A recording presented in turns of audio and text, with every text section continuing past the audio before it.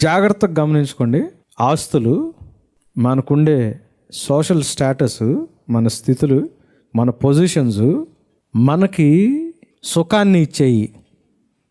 ఈ మూడు కూడా వ్యతిరేకమైన దేవునికి వ్యతిరేకమైన అని మాట్లాడుతున్నాడు. మనం పాపము అన్నప్పుడు లోకము పాపం అంటే మనం కొన్నిటిని మాత్రమే ట్యాగ్ చేసాం. సిగరెట్లు, మందు, సినిమాలు, ఏదైతే మెజారిటీకి వచ్చి ఈజీగా వదిలేసుకోగలవో వాటిని మాత్రం ట్యాగ్ చేసేసుకున్నాం లోకం కింద. మిగతా అవి చెయ్యం.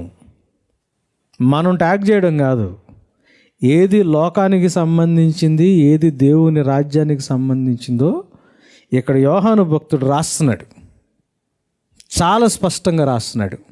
ఇవన్నీ కూడా దేవుని రాజ్యానికి వ్యతిరేకంగా నిలిచాయి.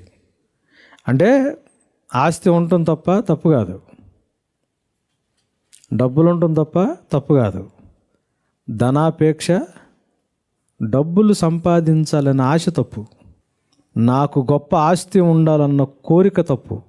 ఒకవేళ ఎక్కువ డబ్బులు ఉన్నాయి అని అంటే దాని వెనకాల దేవుడికి ఏదో పర్పస్ ఉందన్న విషయాన్ని మనం అర్థం చేసుకోవాలి. దేవుడు ఏదన్నా మంచి పొజిషన్లో పెట్టారనుకోండి, మంచి సోషల్ స్టేటస్లో కాదు, కానీ గొప్ప పొజిషన్లోకి వెళ్ళాలని ఆశ ఉంటుంది చూసారా, అది తప్పు. ఒక పొజిషన్లో మీరున్నారు అని అంటే, నేనున్నానంటే ఎక్కడో దేవుడు ఆయన చిత్తానుసారంగా నన్ను అక్కడికి తీసుకెళ్ళి ప్లేస్ చేశాడు. కాబట్టి ఆ పొజిషన్లో దేవునికి అకౌంటబుల్గా ఉండటం అన్నది మనం అర్థం చేసుకోవాలి.